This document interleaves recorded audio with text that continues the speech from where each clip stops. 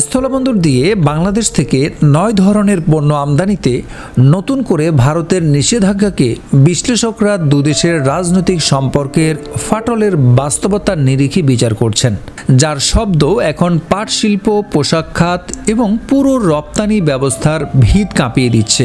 2024 সালের অগাস্টে শেখ হাসিনা সরকারের পতনের পর থেকেই বাংলাদেশ ভারত সম্পর্কে শুরু হয় এক অদৃশ্য টানাপোড়েন।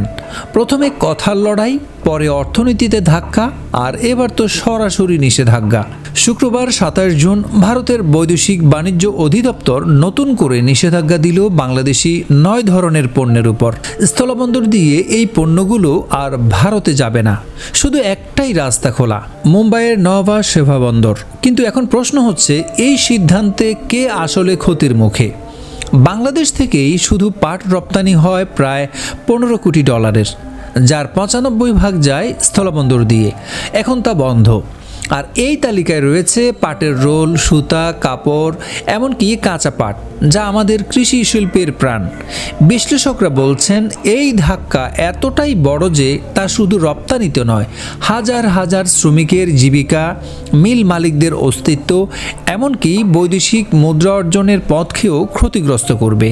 আবারও মনে করিয়ে দিচ্ছে 2017 সালে ভারতের সেই অ্যান্টি ডাম্পিং শুল্কের দুঃসময়, যে শুল্ক 2020 সালে আরও 5 বছর বাড়ানো হয়। তারপরেও বাংলাদেশি পাট ভারতের বাজারে জায়গা করে নিয়েছিল।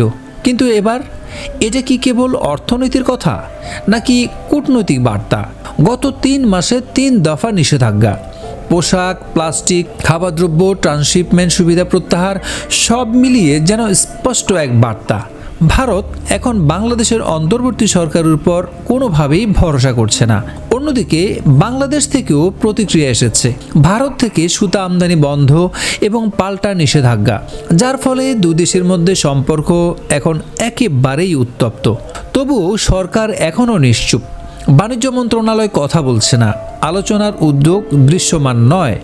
অথচ ভারত থেকে $900 কোটি পণ্য আমদানি করে বাংলাদেশ, আর রপ্তানি করে মাত্র $157 কোটি মতো। এই ভারসাম্যহীন অবস্থায় বাংলাদেশ কি পারবে এই রাজনৈতিক চাপে নিজেদের অর্থনীতি টিকিয়ে রাখতে?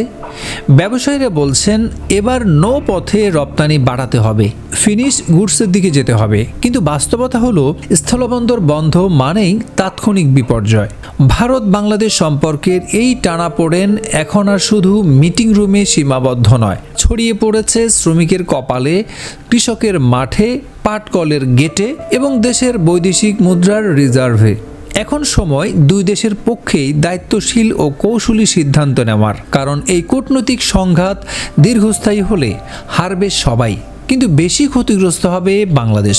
এটা শুধু বাণিজ্য নয়, এটা আঞ্চলিক ভারসাম্য, আত্মমর্যাদা এবং কূটনীতির লড়াই। একজন বাংলাদেশি কিংবা ভারতীয় হিসেবে দুদেশের চলমান এই সম্পর্ককে কিভাবে দেখছেন?